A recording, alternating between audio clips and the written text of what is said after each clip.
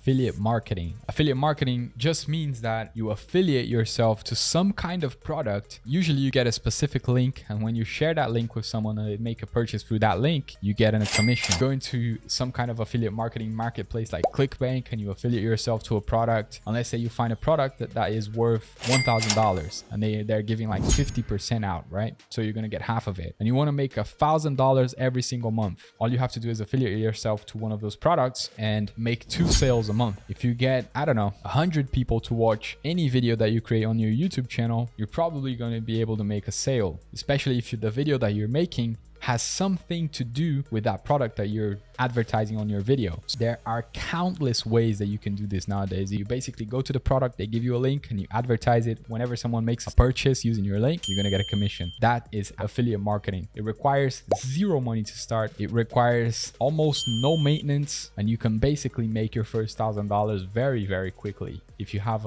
some creativity, you can make it in as low as 1 day.